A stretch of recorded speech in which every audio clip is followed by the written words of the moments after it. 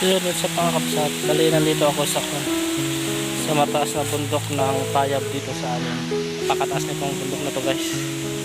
Bali daming mga falls dito. Yung tubig guys galing doon sa tuktok ng bundok. Sa pinakatuktok, di ko alam kung saan mismo galing yun. Tapos ito guys, sinisemento namin, kumukuha kami ng supply dyan, gagawa kami ng tangke yan sa Mandaria para pag anuhan ng tubig papunta doon sa baba sa community.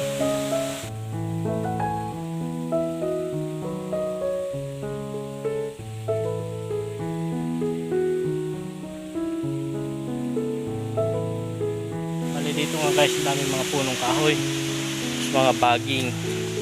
Yung mga daan guys, itong mga daan na to bali ginawa lang ng tao yan para mas maayos na dinadaanan. Yan guys, dito kami dumadaan guys.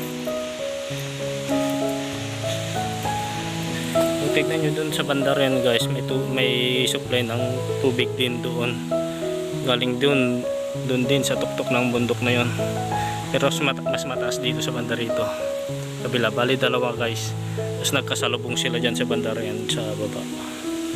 Tapos nag-isa na lang dun sa baba, papunta na dun sa malapit na dun sa kalsada.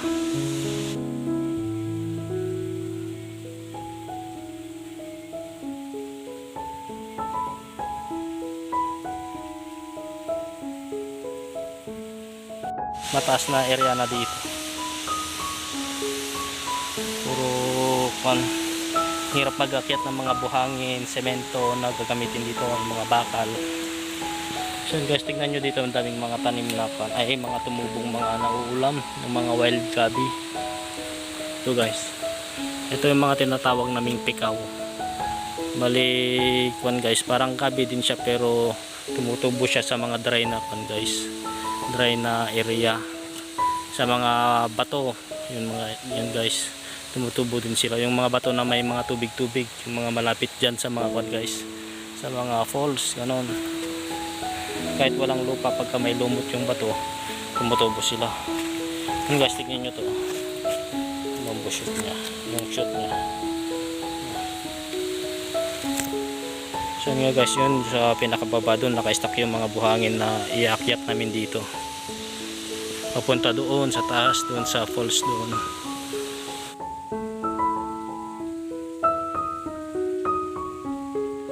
So guys, sino nakakalam nung anong pangalan nito? Ay itong ano to, mga tumutubo sa gubat, tapos may bunga siya. Ito guys, sabi nung kasama ko dyan sa baba, nakakain daw to pag mahinog. Ito, di ko alam guys kung ito yung tinatawag nila na wild berries, na pagka nahinog daw ito guys, kulay red daw to. Ito, kulay red daw to pagka nahinog. Pero nadaanan ng guys, ng daan na ginawa nila, kaya nila nasira.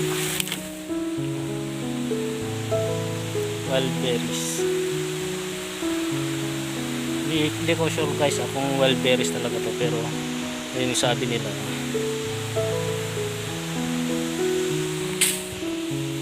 So guys, pati rin ito, hindi ko rin alam kung anong pangalan nito. Ito talaga yung alam ko na kakain, pero hindi ko alam yung pangalan. Ito. Pero ito tawag namin dito darumaka. Ito yata guys, darumaka sa amin sa Ilocano. Hindi ko alam kung ano sa Pilipino, sa Tagalog ito. Darumaka ang tawag namin dito. Ito guys, nakakain talaga to, pero pagka nahinog, ito kulay puti ito pagka nahinog. Hindi pa nga siya nahinog. Ito. Puti ito na malambot pagka nahinog. Ayan siya guys, oh.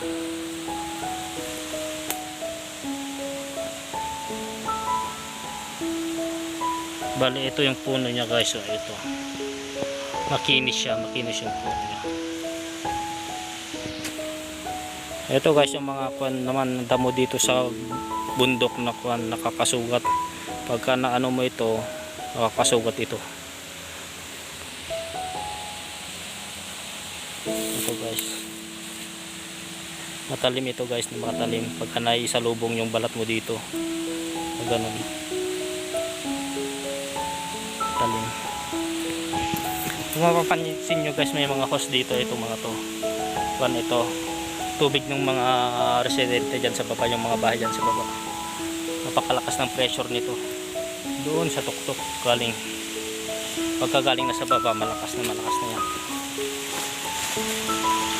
Ito guys yung isang falls na pinanggalingan namin. May mga kasama ko doon sa baba, tignan nyo.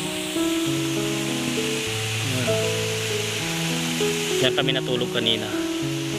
Ito yung falls. Mga maliliit na falls lang ito guys. Tapos meron pa doon sa banda roon. Ito guys, tignan nyo guys ginawa nila. Ito guys, tignan nyo ginawa nilang pan, daanan. Kasi doon sa baba guys, delikado na. Kaya nilagyan nila ng trellis. Dito, bangin na ito, bangin. Ayan guys, bangin na yan. Ito, pupunta doon sa pinagagawan namin ng tangke. So yan guys, kung mapapansin nyo, nakahubad ako. Bali nagbuhat kasi kami kanina ng buhangin, hindi ko na nabidyuhan kasi guys, wala tayong taga-video. Tapos pagdating namin doon, kumain kami. Nagubad ako kasi sobrang init dito. Tapos na dumihan pa yung damit ko, kaya nilaba ko. Hanggang ngayon guys, pa lang, basa pa lang. Tapos nandun nakabilad guys sa baba, kaya wala akong may suot. Kaya ganito nagahubad ako. So yan guys, bababa na ako. Ito yung daan guys, ginawa lang ng tao. Ito guys, kinabyon lang ito, gabyo-gabyon lang ito. Punta doon sa pinagagawa namin ng tangke. So guys, bali first time ko lang kasi makapunta dito. Ang dami kong mga bagong nakikitang mga halaman dito na tumutubo, yung mga tubong bundok talaga. Itong mga to na naman, hindi ko na naman alam ang pangalan. Ito guys, matinik siya. Matinik. Ayan.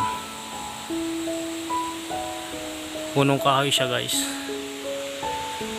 Kasi yan, mga tibber tawag namin sa Ilocano. Malaking kahoy na yan. Tapos sa baba may kawayan. Bali yung ilog doon guys, yung tubig doon, bali yun na yung dalawang galing dito sa taas. Na yung galing doon yung isa, tapos yung galing dito sa kabila yung isa. Nag-isa na sila doon sa baba.